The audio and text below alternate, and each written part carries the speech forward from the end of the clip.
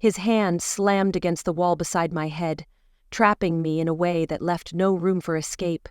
My pulse hammered in my ears, drowning out the world as I felt the heat of his body so close to mine. It was maddening. I could smell him, cologne and something darker, something raw, and it sent a shiver coursing through me that I couldn't control. "Tell me you don't want this," Micah growled, his voice low, rough, and dangerous. His eyes burned into mine, daring me to lie, daring me to deny the fire raging between us. I couldn't breathe. My fingers curled into fists at my sides, nails biting into my palms as I tried to summon a strength that felt like it had abandoned me. "This is wrong," I whispered, but the words were weak, trembling under the weight of his presence. "Wrong?" He laughed, dark and bitter, leaning in closer until I could feel his breath on my lips. "Then why haven't you moved? Why are you still standing here, letting me—" His hand slid to my waist, gripping me just firmly enough to send every nerve in my body into chaos. "Get this close?" "Micah, stop," I said, but it sounded more like a plea than a command. "Stop?" he repeated, his lips grazing my ear, sending a surge of heat through me that I hated and craved in equal measure. "Do you want me to stop, or do you want me to do what he never will?" The mention of Jonathan, my husband, hit me like a slap, a cruel reminder of the man who was somewhere in the house, oblivious to the storm raging in this very room. Shame collided with something primal, something uncontrollable, and I felt my resolve splintering. "Don't do this," I choked out, but the air between us was thick with everything unsaid, everything undeniable. His grip tightened, pulling me just a fraction closer, and I could feel the dangerous thrill of the line we were about to cross. "Say it," he hissed, his voice a command that sent chills racing down my spine. "Say you've thought about it. Say you've wanted this as much as I have." I hated him in that moment. I hated the way his voice wrapped around me like chains, pulling me deeper into something I couldn't escape. But most of all, I hated myself for not pushing him away, for not screaming, for not running. "I don't, purr," my voice faltered, breaking under the weight of my own lie. Micah's smirk deepened, his thumb brushing against my waist in a way that sent fire straight to my core.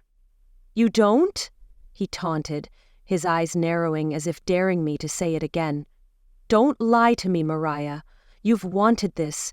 You've thought about this every time he's ignored you, every time he's looked through you instead of at you." "Stop it!" I snapped, but my voice betrayed me, trembling under the heat of his accusation.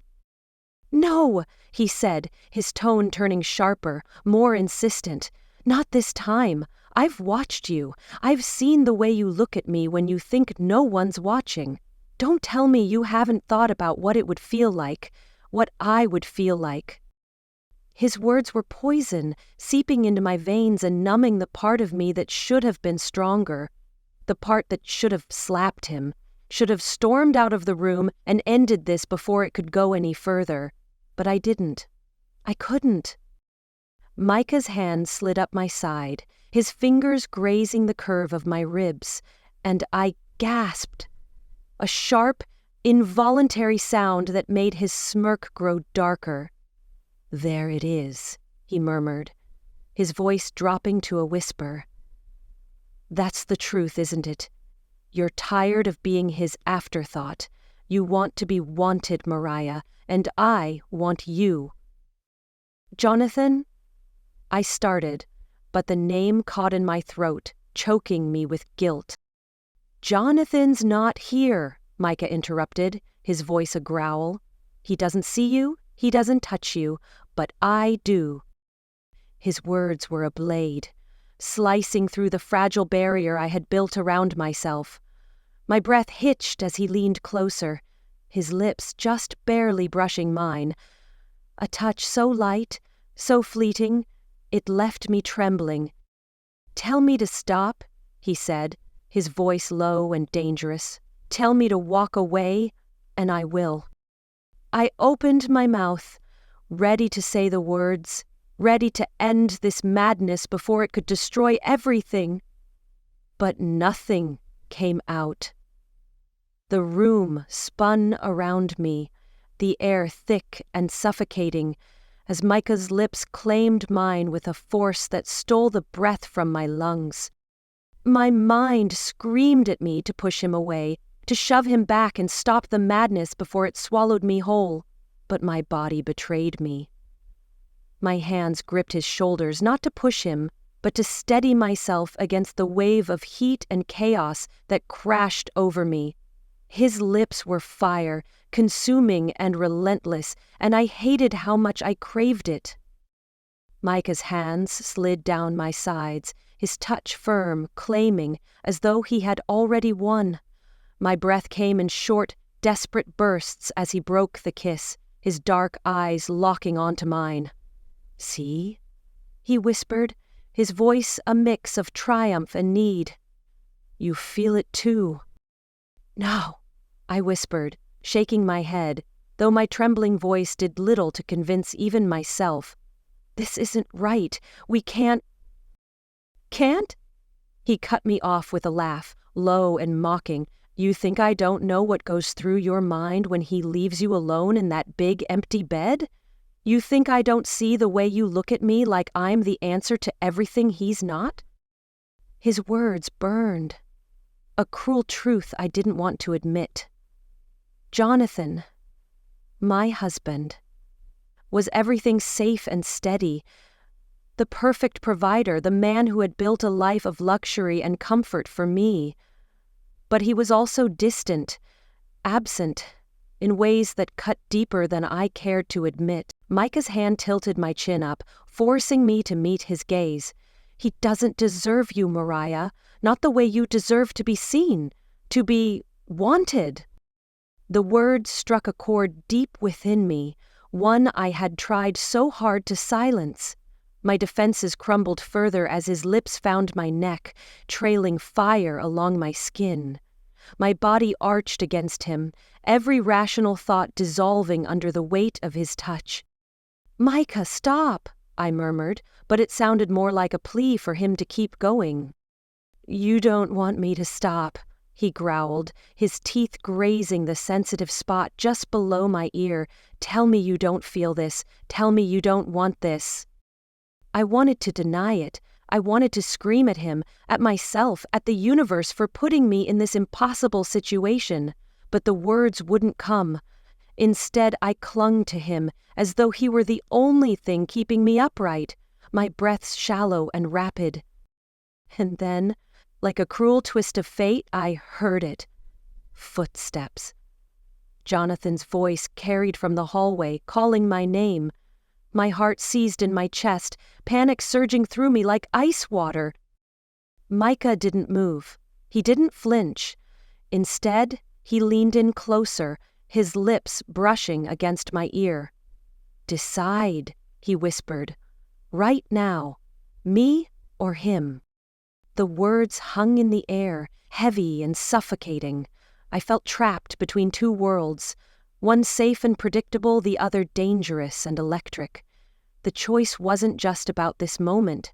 It was about everything I had ever wanted but was too afraid to reach for. Jonathan's voice grew louder, closer, and I knew I had seconds to act. My hand pressed against Micah's chest, and I pushed him back, my breathing ragged as I stepped away. "Get out!" I hissed, my voice shaking but firm. "Now!" Micah's eyes burned into mine, a mixture of frustration and amusement playing across his face. He hesitated, as though daring me to take it back, but then he stepped back, his smirk returning. "This isn't over," he said, his voice low and dangerous. "You know it as well as I do."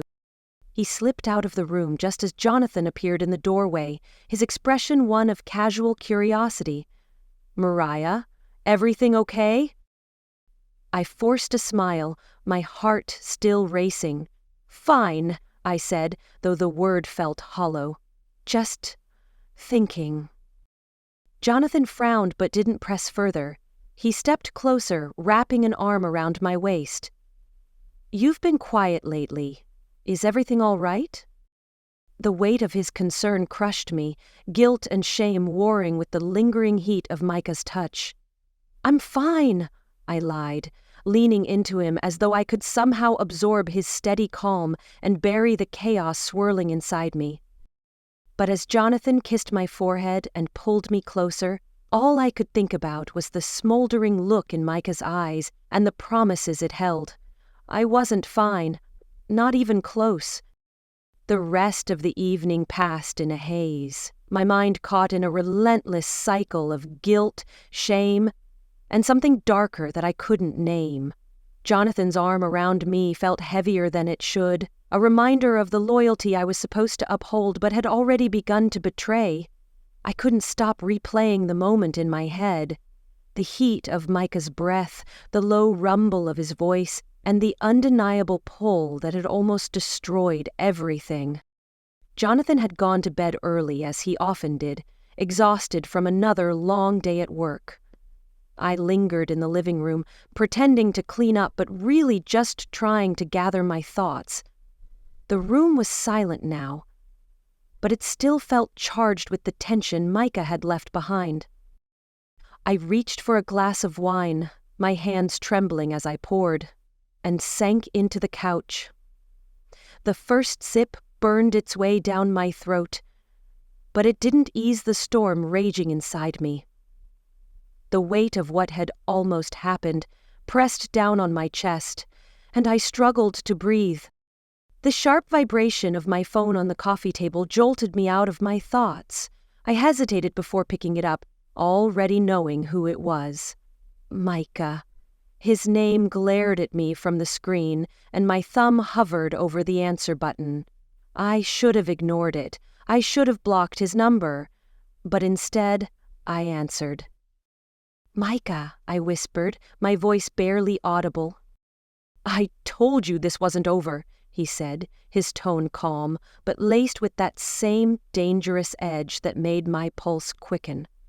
"You can pretend all you want, Mariah, but you felt it. You felt everything." "This has to stop," I said, though my voice lacked the conviction I so desperately needed. I can't do this." "You already did," he countered, and I could hear the smirk in his voice. "The only question now is what you're going to do about it." My breath hitched and I closed my eyes, trying to block out the images his words conjured. "Leave me alone, Micah." "You don't want that," he said softly. And it sent a shiver down my spine. "You might say it, but we both know it's not true. I'll be here when you're ready to stop lying to yourself." The line went dead, but his words lingered, echoing in the silence. I set the phone down and buried my face in my hands, the tears coming before I could stop them. I hated how much truth there was in his words. I hated how much I wanted what I knew I couldn't have. The next morning, I tried to bury the previous night under the mundane rhythm of daily life. Jonathan left early for a business meeting, kissing me on the cheek with the same distracted affection he always did. As soon as the door closed behind him, the house felt impossibly quiet, the weight of my thoughts pressing down on me like a physical force. I busied myself with chores, scrubbing the kitchen counter far harder than necessary and folding laundry with shaky hands, but no matter how hard I worked, I couldn't shake the memory of Micah's touch or the sound of his voice. It lingered like a shadow, refusing to let me go. Around noon, the doorbell rang, and my heart leapt into my throat. I wiped my hands on a towel, trying to steady my breathing as I walked to the door. When I opened it, Micah stood there, his casual smirk firmly in place, but his eyes held an intensity that sent a wave of heat rushing through me. "What are you doing here?" I demanded, my voice sharper than I intended. "Relaxed," he said, holding up a bottle of wine. "Thought I'd stop by and apologize for last night. Can I come in?" I should have slammed the door in his face. I should have told him to leave and never come back. But instead, I stepped aside, letting him in. The house felt smaller with him in it, his presence filling every corner as though he belonged there. He moved to the kitchen, setting the wine on the counter and leaning against it with a confidence that made my stomach twist. "I crossed a line," he said, his tone serious but his eyes still gleaming with that dangerous allure. "But don't tell me you didn't feel it too." "I can't do this, Micah," I said, shaking my head. "Whatever you think is happening, it has to stop." Huh?" he asked, stepping closer. "Because of him? He's not here, Mariah. He's never here." "That doesn't matter," I said, though my voice wavered. "He's my husband." "Then why do you feel like this?" he pressed, his hand brushing against mine. The contact was electric, sending a jolt through me that I couldn't ignore. "Why does it feel like you're fighting yourself every time I'm near you?" "Please," I whispered, my voice breaking. "You have to leave." Micah hesitated, his eyes searching mine as though looking for the answer to a question I hadn't asked. Finally, he nodded, stepping back but not before his fingers brushed against my cheek in a gesture that was far too intimate. "This isn't over," he said again, and then he was gone, leaving me alone with the storm he had stirred within me. The days that followed were a tangled web of guilt and confusion. Jonathan remained oblivious to the storm brewing inside me, his days filled with meetings and business calls. I tried to act normal, to bury the feelings Micah had stirred within me. But his voice, his touch, lingered like a phantom I couldn't escape. It wasn't until the following weekend that everything came to a head. Jonathan had left for another business trip, and I was alone in the house when Micah arrived, uninvited and unapologetic. This time, he didn't bring excuses or pretense. He stepped inside like he owned the place, his presence overwhelming and undeniable. "Micah, you can't keep coming here," I said, trying to sound firm, though my voice trembled with the weight of my emotions. "Can't I?" he replied, his tone low and challenging. "Tell me you didn't want me to come back." "I didn't," I lied, but the words felt hollow, even to my own ears. He stepped closer, his eyes locked on mine. "You're lying, Mariah. You want this as much as I do." "Stop," I whispered, backing up until my shoulders hit the wall. "This isn't right." "Right and wrong stopped mattering the moment you let me kiss you," he said, his voice rough and unyielding. "You think I'm just going to walk away now, after everything?"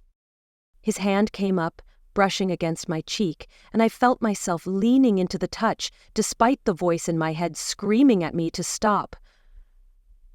"Micah, please," I murmured, though even I wasn't sure what I was pleading for anymore. He leaned in, his lips hovering just above mine. "Tell me to leave," he said, his breath warm against my skin. "Tell me to walk away, and I will." I opened my mouth, ready to say the words, to end this once and for all, but then he kissed me, and whatever resolve I had left crumbled. The kiss was fire and chaos, a dangerous whirlwind that consumed everything in its path. I clung to him, my hands fisting in his shirt as though he were the only thing keeping me upright.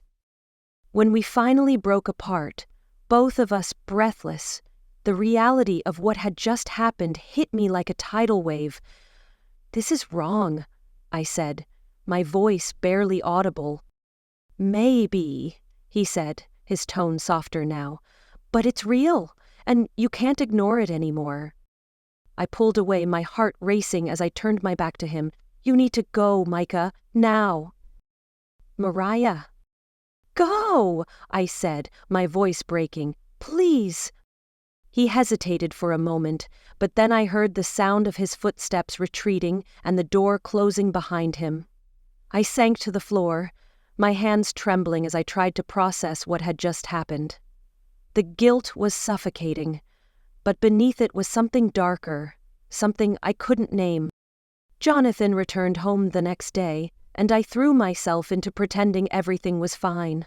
But the distance between us felt wider than ever, an unspoken chasm that neither of us dared to address.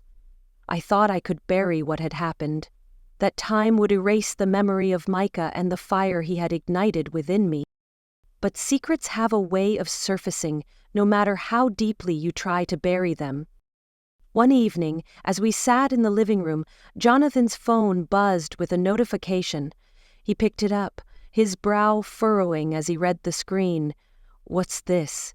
he asked, holding the phone out to me. My heart stopped as I saw the message, a picture of Micah and me, taken from the night he had kissed me in the kitchen. The text below it was simple but devastating. "Does your wife tell you everything?" "I can explain," I started, my voice trembling. "Explain what?" Jonathan's voice was calm, but his eyes burned with an intensity I had never seen before. "That you've been sneaking around with him? That you've been lying to me?" "It wasn't like that," I said, tears streaming down my face. "I didn't mean for it to happen, it just—" "Don't," he said sharply, cutting me off. "Don't insult me by pretending this was some accident." He stood, pacing the room as I sat frozen, my world crumbling around me. "How long?" he demanded. "How long has this been going on?" It didn't," I stammered, unable to find the words. "It was a mistake, Jonathan. I swear it was a mistake." "A mistake?" he repeated, his voice rising. "You don't accidentally kiss someone, Mariah. You don't accidentally let someone touch you. That's not a mistake. That's a choice." I broke down then, sobbing into my hands as the weight of my actions crashed down on me. "I'm sorry," I whispered. "I'm so sorry." But Jonathan didn't respond. He just stood there, staring at me with a look of betrayal that cut deeper than any words ever could. The weeks that followed were a blur of silence and distance. Jonathan moved into the guest room, and our conversations became nothing more than strained exchanges about logistics and necessities. The love that had once defined our relationship felt like a distant memory, replaced by anger, pain, and regret. Micah tried to contact me, but I ignored his calls and messages, determined to salvage what little remained of my marriage. I threw myself into therapy, desperate to understand why I had let things spiral so far out of control. But no amount of self-reflection could undo the damage that had been done. In the end, Jonathan filed for divorce. He said he couldn't look at me without seeing the betrayal, couldn't move past the image of me with someone else. I didn't fight him. I didn't beg him to stay. I knew I had no right. As I signed the papers, I realized the full extent of what I had lost. Not just my marriage, but a part of myself. The guilt and shame would follow me for the rest of my life, a constant reminder of the line I had crossed and the consequences it had wrought. Some mistakes leave scars that never fully heal, and some lines, once crossed, can never be undone.